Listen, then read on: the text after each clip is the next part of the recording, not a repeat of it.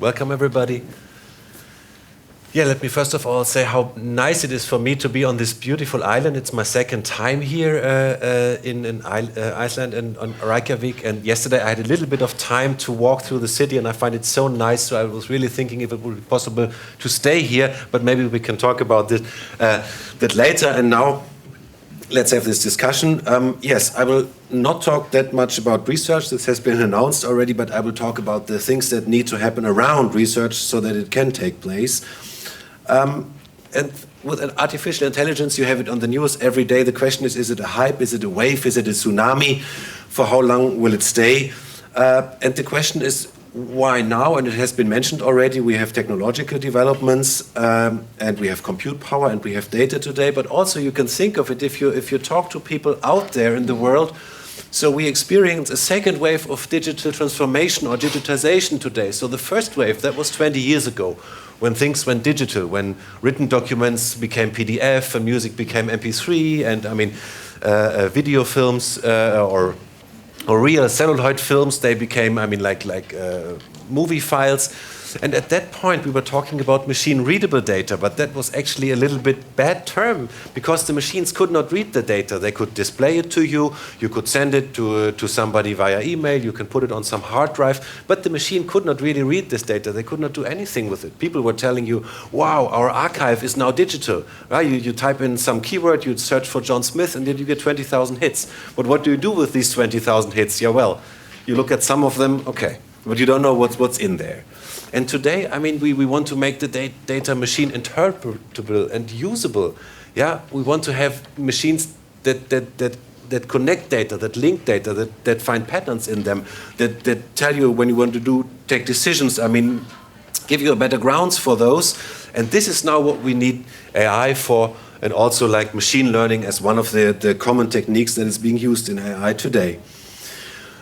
And yeah, why was DFKI in Germany founded? That was back in 1988. That was our Minister of Research, our Federal Minister of Research. This is Wolfgang Qualster, still our CEO at DFKI.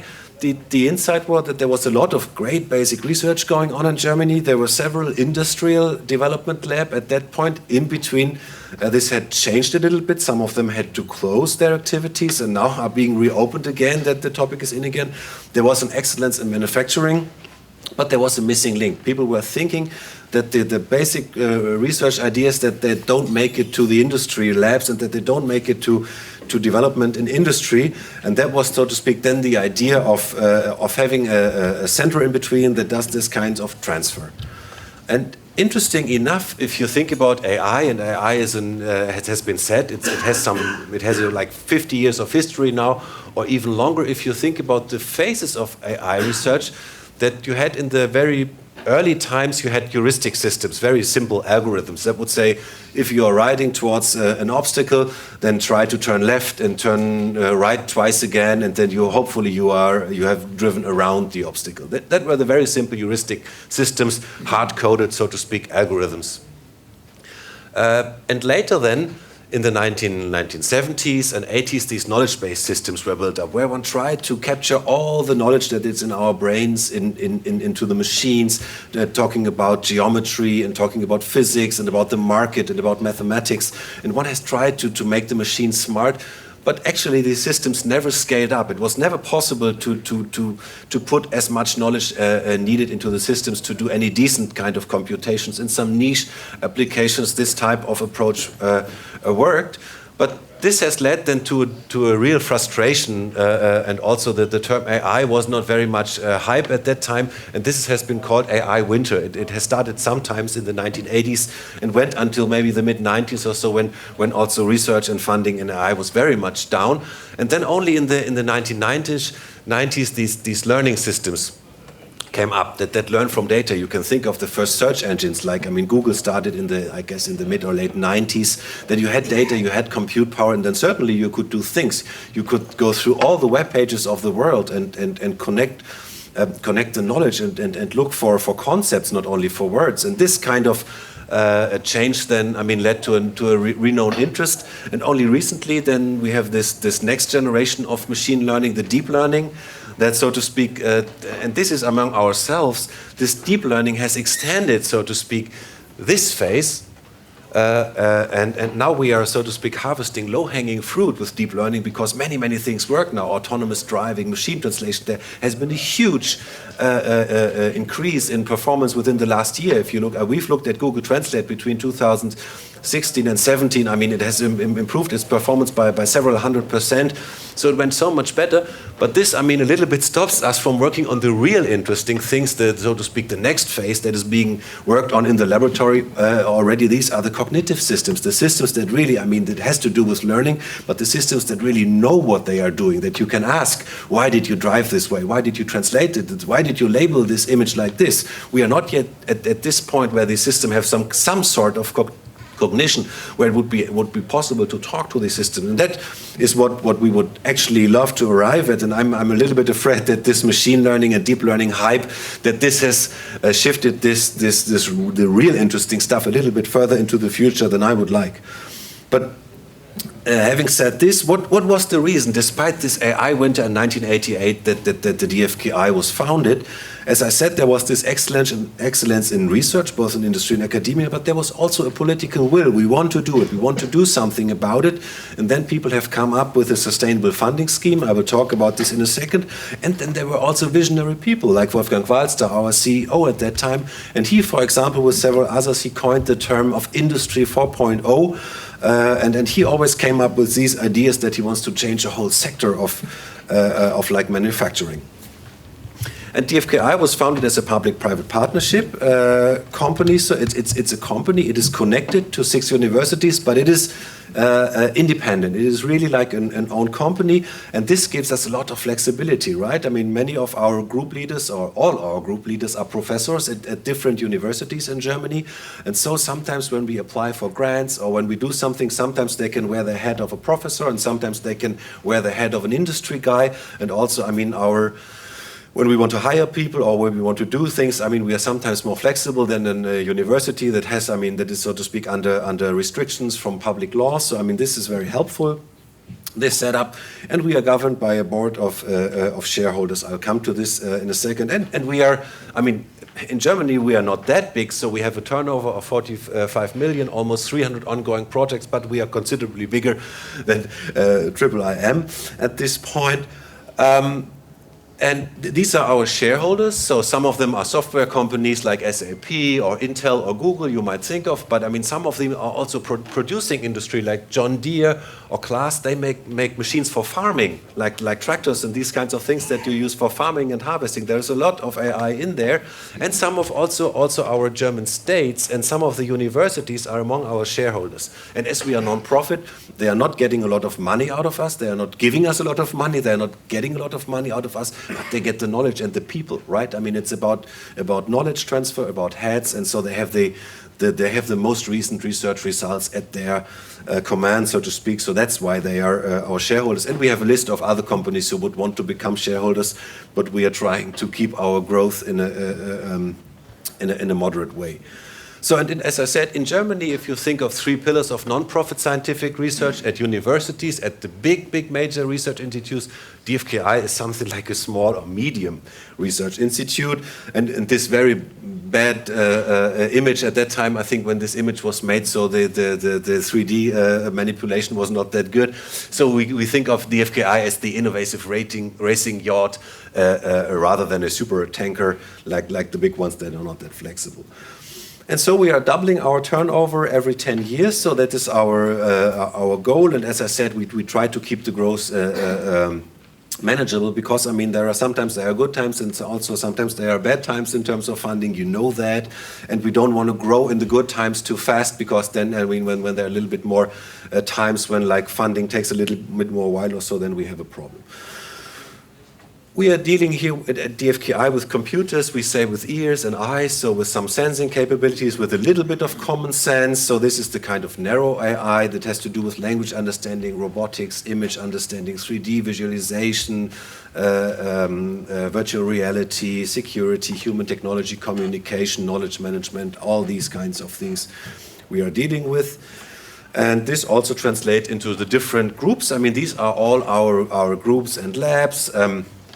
And I'm working in the language technology lab. Down here we have the analytics for big data, we have intelligent user interfaces, digital business, all these kinds of groups dealing with the different topics. And then sometimes people ask myself, what is artificial intelligence? How do you define artificial intelligence? And then say, oh, how do you define human intelligence?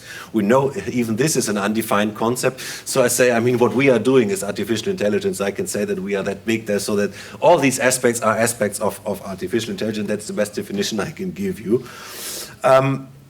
And as to make this link also with the real world, we have several living labs. So we have an innovative retail, robotic innovation centers, where we also have like swimming pool, like you have a swimming pool where autonomous robots can swim around, and then they can try to harvest things on the ground. We have a smart city lab. Also, this has been mentioned already, right? I mean, where you can simulate like people's movements and people moving in and out, and factories being built, and public transport, and all these kinds of things are then simulated there. And the same goes also for smarter office, ambient assisted living, because I mean, you talked about societal changes, right? I mean, we want to stay in our own home. We want to have like robots and other facilities that help us, I mean, being independent and enjoying our life as long as possible without being in some unfamiliar place. And so artificial intelligence has a lot to offer for all these things. And also smart offices. I mean, if you look at the software we are using every day, I mean, these web processing and web search and all this, I mean, this is of course, excuse me, but it's crap, right? I mean, we can do much better. I mean, this machine could steer us to Mars, and what I'm doing with it, watching movies, I mean, typing emails like an electric typewriter, that's not where we want to, right? Where we want to be, but this is among ourselves, don't leave this room. So, we are covering the whole innovation cycle, so to speak, from basic research at the universities, and then there is, I mean, so to speak, the money is then made outside DFKI. We have spin-off companies, and the shareholders are doing that. And within DFKI, we do something we call applied basic research, right? So, I mean, that's what we are doing, and then we are transferring knowledge outside to the world. And so our service offerings are manifold. I mean, you can get market studies. I mean, we do scientific advice. We implement things. We do technology workshops and training. A lot of this is requested at this point. And one thing also the industry partners, they gain when they deal with DFKI is we have a lot of knowledge from our research projects, and we have students assistant, and so we are non-profit, so they get the things done for a low budget. If they go to DFKI, you get it for a low budget. And as we are a non-profit, we are not allowed to earn money. So also if we talk about patents or IPR rights or these kinds of things, we leave them to our clients. Yeah, we build something for you, we implement some research prototype, and then we give them to the companies, and they can earn money with them, they can do what they want. That's not our business. But one thing we always write in the contract is we want to use the things for research later on, right? We don't build it for you and then it's away. But the data is one. I mean, we discussed it this morning, will be reported in the afternoon. Data is the oil. You know that. I mean, that's always difficult to get it. And if we build something for somebody, then we see that we can later also use the data and also the software that we've built, that we can use it for research. But the people outside can use it for something else. Yeah, we are connected to professors at different universities in different roles. And we are very proud that it took only 29 years until we had the first female group leader. I mean, if I look into this room, we are not doing very much better in Germany than you do. This is, of course, that would be one goal also to do better on this. But and actually, I mean, she's not only a woman, but she's also from the University of Arts, right? In Berlin, she's doing wearable IT. I'm sure they are really knitting like IT into clothing, so that when you fall in your ambient assisted home, you don't have like a big switch that you need, and everybody's, oh, that's the old man with the switch, but you do like this, and then the alarm will go off, and then somebody will come and will care for you. I mean, so our intelligent clothing, not only for sports but also for assisted living, so that is Gesche's work, and we are working with her also actually on making DFKI Berlin a full site. I mean, DFKI Berlin is a little bit in the same shoes as you, so we are asking for sustainable funding, and also for, so to speak, getting the political commitment that what we are doing will also happen 2 years from now. And we have a scientific advisory board that evaluates all our research twice per year. This is an official slide from DFKI. I don't know if I like it that much because this slide says that after 7 years the people leave DFKI again, so that would mean that I would have to leave now. 7 years, the magic number, right? So, and then become either a manager in industry or become a company founder or becoming a professor. Maybe not that bad idea, but the idea of DFKI is to be a booster. Young people come, they work for several years, and then they get good positions out there in the world. But actually, I mean, life is a little bit more complicated. We've heard it this morning, and some people like me will probably also stay at DFKI for a little bit longer than that. DFKI has founded more than 70 startup companies. That's not all of them here on these slides. Most of them are still active. Some of them have been bought or the names have changed, but they are all in existence. And this is the idea. If we have something that really, I mean, where we can really make money, then we can found a startup company, and then they can make money, and then usually either they license some software from DFKI, or they get some advice from DFKI, or some people share their heads. They work half for the company and half for DFKI, so there is then money floating back and forth, so that DFKI also gets something out of this deal. So now we also need to talk about money, I'm afraid. So at DFKI, I mean, we are a non-profit company, and so the stress is on companies, so we don't get 100% funding when we apply for research funding from the EC or from ministries. We get an average reimbursement of 90% of our costs, between 75, say, and 95%, and so we have a 10% of cost gap. So whenever we do a project, so that we have a cost gap, and we need to find ways of earning money somewhere to fill this gap. We don't need to earn more, that's the good thing, right? Because we are non-profit, we don't want to lose the status, but we have to fill this gap. And this we do through projects with our shareholders in industry. Somebody who knocks at our door and says, I need a chatbot. For example, Lenovo, a computer company, they have an AI strategy, they want to have a chatbot now, and then they come to DFKI. This was a really nice contract. I mean, the sum was really amazing. And we've built now Lenobot for them, the chatbot that's now used by Lenovo.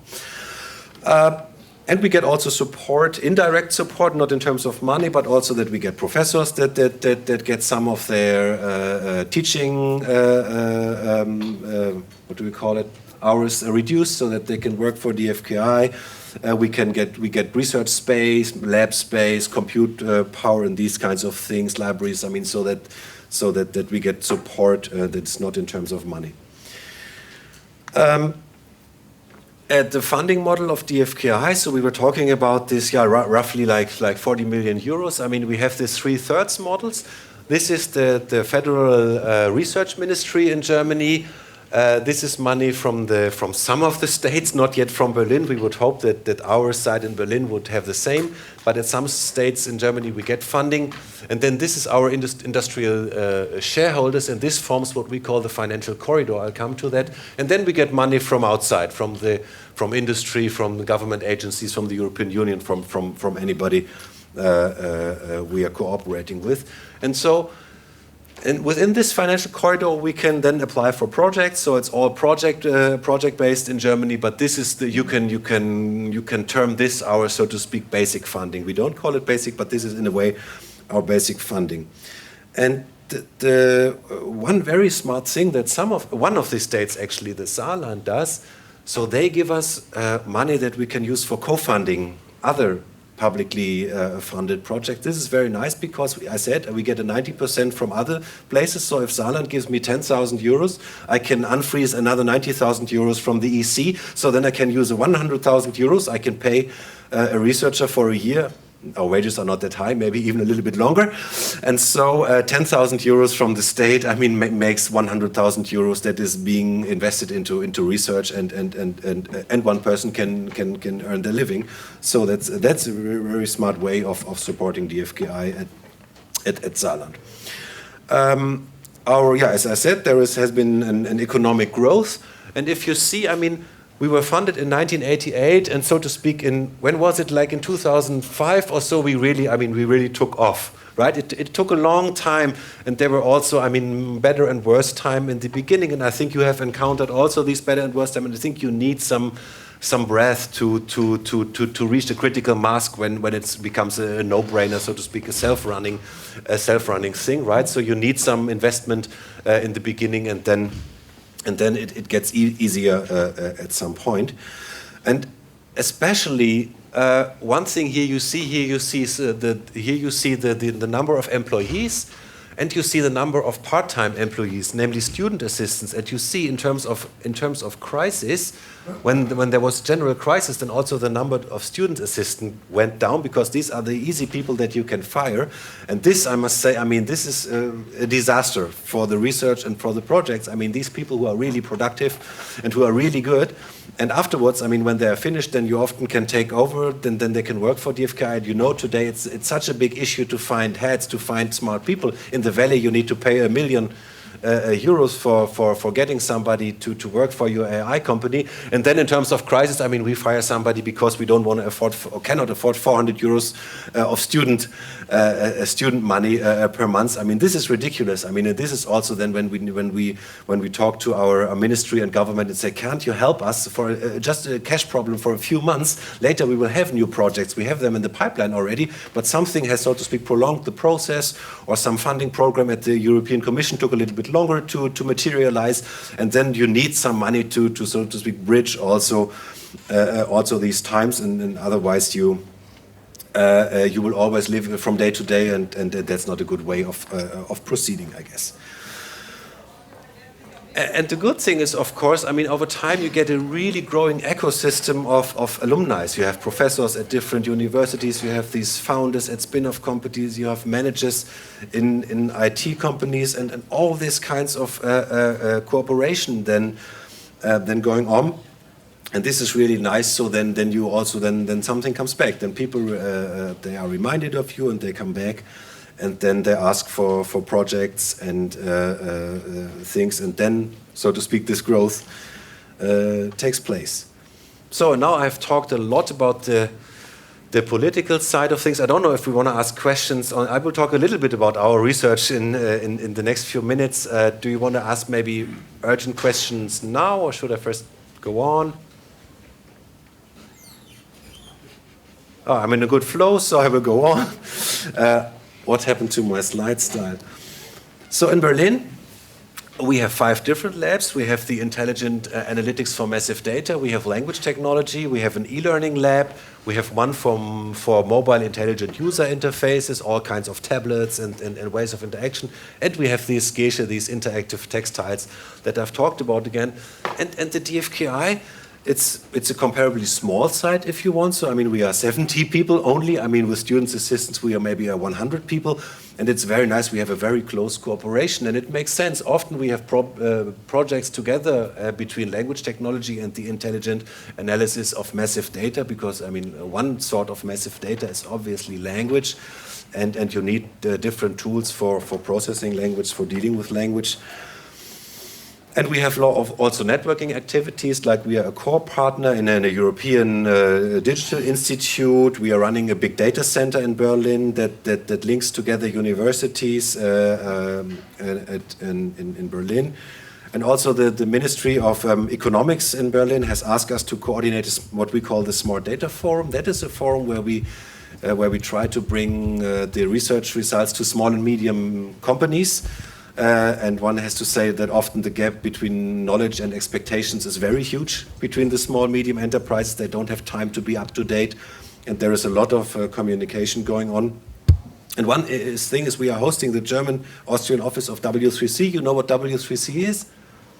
It's doing the standardization for example, HTML and these kinds. And this is an interesting story. So, I mean, when people don't find something on the internet, or they get a file not found page, then it says, I mean, that HTML is the HTML standard is hosted by W3C, and then they read W3C, then they Google for W3C, they find our telephone number, and then they call us or write an email. Oh, I didn't find this web page, or this store didn't give me the shoes I wanted to buy. Make it happen.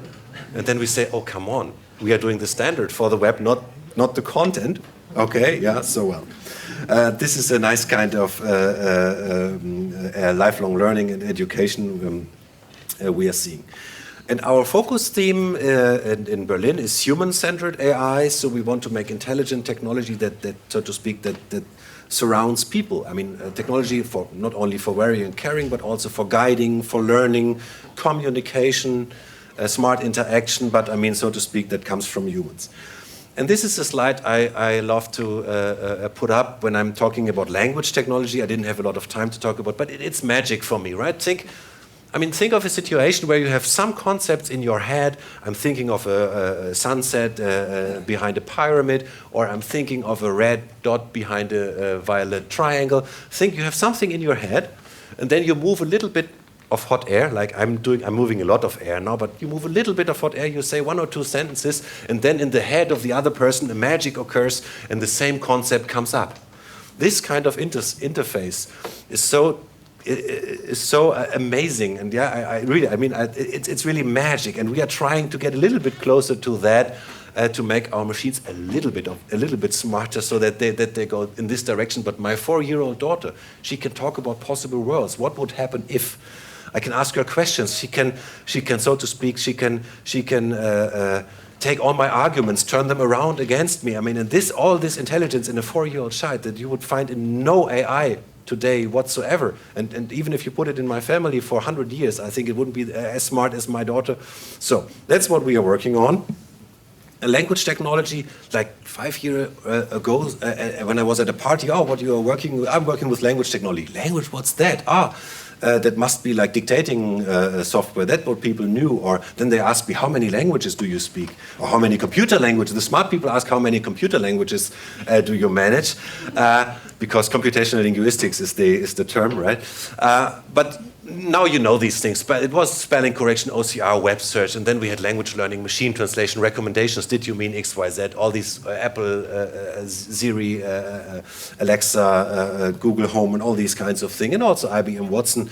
And this was a funny thing. IBM Watson, a computer beating a human in a kind of intelligent game like Watson. They said it was a very fair competition because they were not connected to the internet. I mean, this thing had read the internet beforehand. Small detail, yeah? This is the human, this is a human, and this thing is not only that, but it's the whole floor beneath the TV studio was also filled with this thing, right? Yeah. But this is marketing, and marketing must be smart. It's fine, I'm okay with that. So, that's where we are. And that you get a little bit of glimpse what we are dealing with at the language technology in Berlin. We have 4 different application areas. One is text analytic, where we want to get information extraction, go through all my Amazon customer reviews and find out why they don't like my camera. Maybe it's the color, it's the price, it's the smell, and so on. So you do text analytics, knowledge discovery, interactive communication is rather obvious. It's talking robots.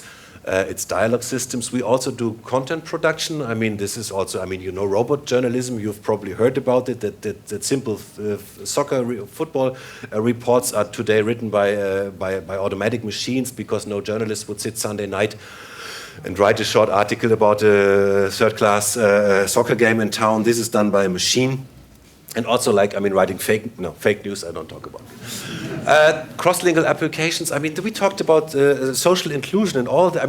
So many people today are not yet digital. They cannot operate these apps because their cognition doesn't work or because they are handicapped in some manual way, right? So many people cannot, just like us, just look at Wikipedia when they want to find the opening hours of the observatory. They cannot go there. They are just outside. And with chat machines and simple ways and low, so to speak, barrier entry points, we can take many people into the digital world that are outside. No, I think the chances for social inclusion are huge, but especially for those, I think we need funding and we need political will, and we need also teaching. We need to tell people that these are the good sides of this demon, of this elephant in the room of AI. So yes, I'm coming to an end, and I would like to, so to speak, mirror back the situation in Germany to Ireland and Iceland, and I ask myself, so we have visionary people, and I know at least one very visionary person, Christine, who I like a lot, and we are of the same spirit in some regards. you can ask yourself, I mean, do you have this excellence in research, academia, and industry? Are you there? I mean, is the industry on the right level of developments that you have to say? Is there a political will? You can tell me. Do you find a sustainable funding scheme? Do you find the same things there? I think now is the time. Actually, the most interesting breakthroughs in AI are still to come. Right, we have seen the tip of the iceberg. I mean, you are more experts in icebergs than I am, but I think the interesting things are still to come, and they are not in the dark. I mean, it looks very dark, but I think actually there is a beautiful future. Yeah, and with that, I thank you for your attention. Thank you.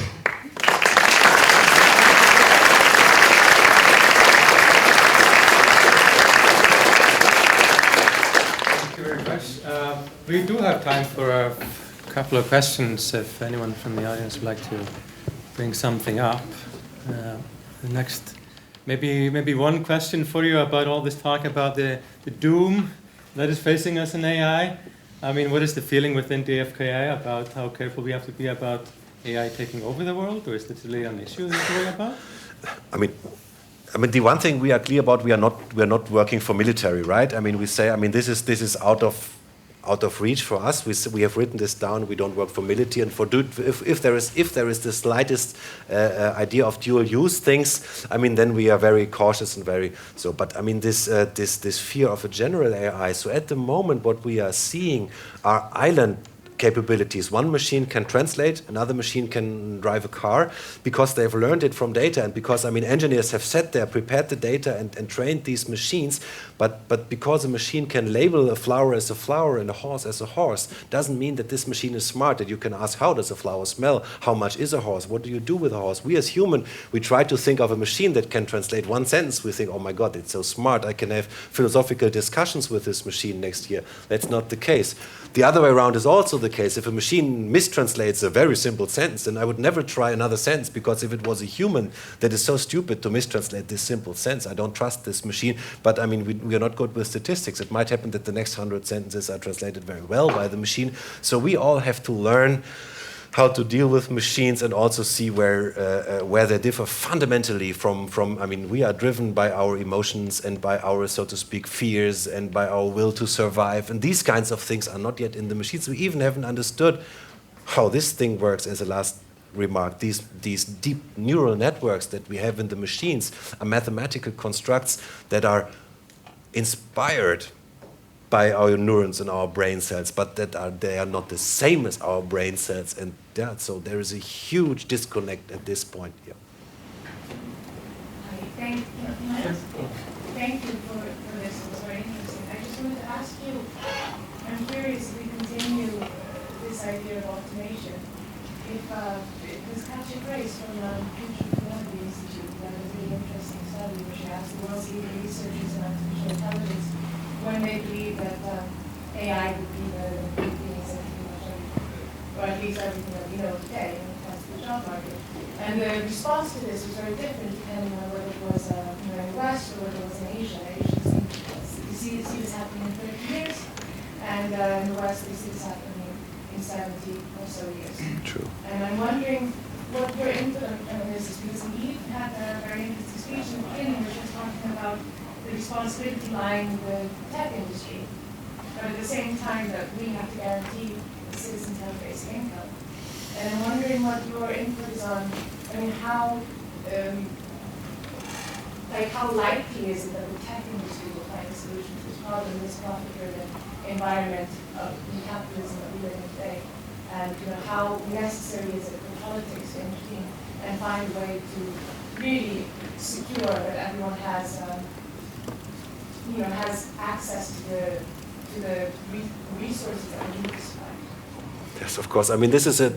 Summarize the question. I'm sorry, it was a long question. No. So I mean, the question is, so to speak, this AI success in AI has repercussions also on the labor market. I mean, and also, I mean, that this digital transformation will change a lot. And the question is also, what can and should and must politics do to steer things in the right direction about basic income and other things. And there is a lot to be said. I mean, it's a whole discussion, and I really love this topic. I mean, where do I start? I mean, one thing one can say. I mean, so to speak, we cannot vote if we want to stay analog or go digital. I mean, this decision has been made already, and the decision we can do we want to part of the creation and part of the creative process that steers things in some direction, or do we want to lean back and wait until other parties in the world will do it and sell their technology to us? And you can imagine what my answer would be.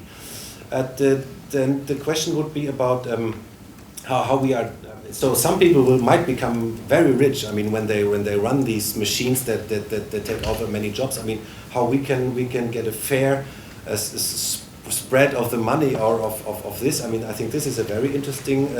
I mean, I'm not talking about communism here, but this is a very interesting. That leads to a societal question that we hadn't had in years. I mean, all automation led to these things where some people would become richer. But at the same time, what is interesting is that those for the normal automation with robots, I'm talking about now, that there's a correlation between the level of automation and the level the employment rate. Like in Japan and Germany, you have a high level of automation and you have a high employment rate. And in Bulgaria, I mean, people are still riding horses on the farms. That doesn't mean that they have a high employment rate, right? So I mean, it's complicated. And one third question, so to speak, that what I like to say. In some cases, it's really not so much a question of technical feasibilities. Let me give you one example of like caring for some old people that needs to lie in bed, right? At the moment, a human comes and has to lift this person, have to make the bed, clean the sheet, and turn it around. And if a robot would come and would lift the old person, then the back of the caretaker of this caring person would be released, and they could do all the kinds of things. Could wash the people, could give the pills, and could talk.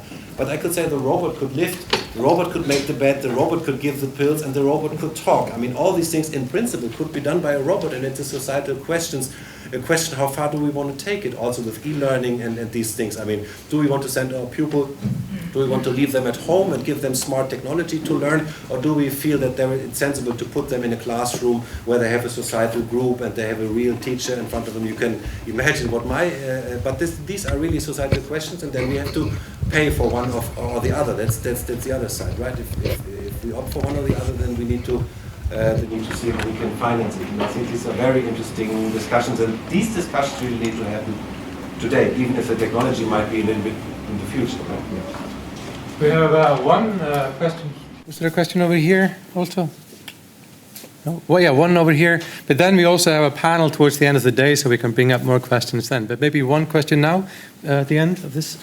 Can you compare the status of this AI research in like Europe versus US in particular, maybe Asia, and specifically with respect to who benefits? Is it the big companies like Google and Facebook, etc., or how will this knowledge and products be transferred into the society?